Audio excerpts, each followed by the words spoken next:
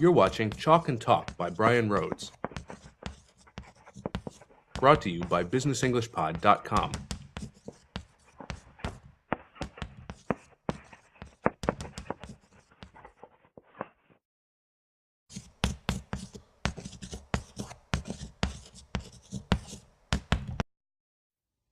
Let's take a look at the three conditionals. These are your basic conditionals. Number one, we're going to call it the first conditional. Some books call it the real or probable conditional. Let's just stick to the first one, okay? If it rains, we will cancel the picnic. Now take a look at these verb tenses. We have, in the if clause, we have the simple present. Notice that? It's still indicating a future. And then we have the simple future over here. We will cancel. So the idea is it could rain. There's a possibility of it. It's probably going to happen. And so we use the first conditional, or the probable conditional. You can always put the if clause later in the sentence, as I've done in my second example for the first conditional here. We will go on a picnic if it doesn't rain. Here's your if clause at the end. So you can put them at the beginning with a comma or at the end. And notice there's no comma there. The second conditional is also known as the improbable or unreal conditional. We're going to call it the second conditional. Let's take a look at this. If I were you, I'd get more rest. I'd buy you a new car if I were rich. Those two are the improbable conditional. In other words, it's impossible for me to be you, but if this actually took place, this is what would happen. Same thing here. Am I rich? No, but if I were rich. Now, of course, you're going to notice immediately the verbs here, were and were with I. Formally, people use were in the second conditional.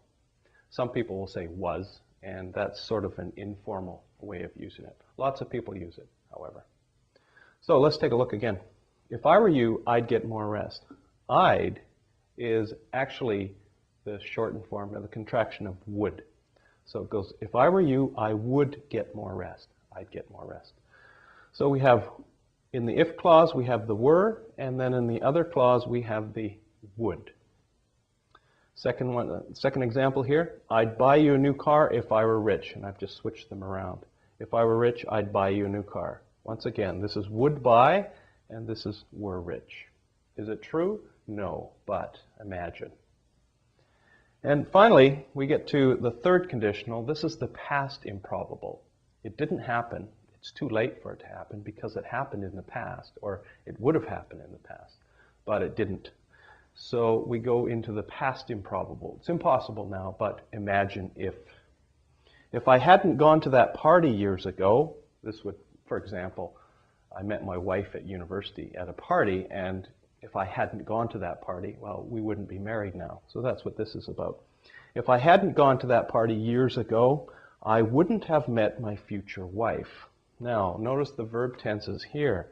Hadn't gone, we have a past perfect, and then in this case, we have would plus the past of would, which was would plus the present perfect. So let's take a look again. If I hadn't gone to that party years ago, I wouldn't have met my future wife. Or, I wouldn't have met my future wife if I hadn't gone to that party years ago. So the verb tenses are all different in these three examples. The first conditional, the probable one, look at that one, we will. If it rains, we will. Next one, if I were you, and quite often this is used. If I were you, I would get more rest.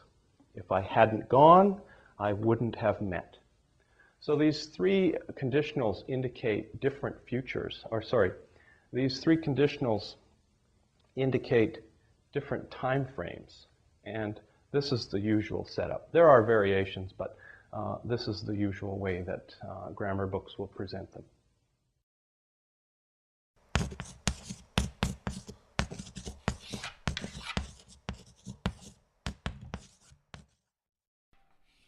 Before I talk about the grammar in this sentence, I would like to emphasize that there are lots of mistakes in this sentence. Okay, so this is incorrect grammar. Who talks like this or who writes like this? Native English speakers, especially in North America, they get confused on past participles versus simple past and woulda, shoulda, coulda in the conditionals and so on. So let's take a look at this example. I'll just read it first. If I would have went there, I would have drank Pepsi all night. Now, this is completely wrong for the third conditional as we've discussed. And the third conditional is the past improbable. Went there would be a party, for example. And I didn't drink Coke, I drank Pepsi all night.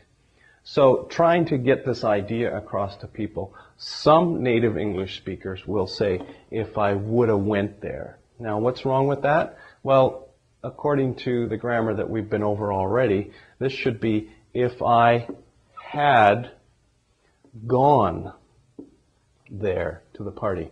So why would somebody choose would in the if clause when there's never a would in the if clause? Why this mistake? Well, when you go contracted, I'd, had looks the same as would. So when they expand it again, they end up with would. And after would comes the infinitive have, like the present perfect coming up. But then they get the went and the gone confused. Past participle versus the simple past. So they stick that one in as well. So in this case, the had or the would is confusing, and in this part of it, the went and the gone are confusing.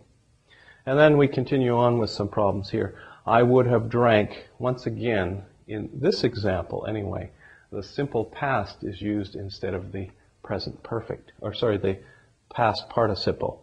And this should be drunk. Now, why would people get that confused? Well, when you're brought up in an English-speaking country, you might consider this an adjective. Drunk is somebody who has had too much alcohol to drink. He is drunk. So they want to avoid that, so they put in the simple past in the situation where they should have the past participle. Now, I think you know that, so it should be, I would have drunk Pepsi all night, for example, instead of Coca-Cola. So the mistakes here are from hyper-correcting a lot of things, and of course, confusion between these two, and these two. So if you're living in an English-speaking country, you will probably hear this third conditional grossly incorrectly, perhaps.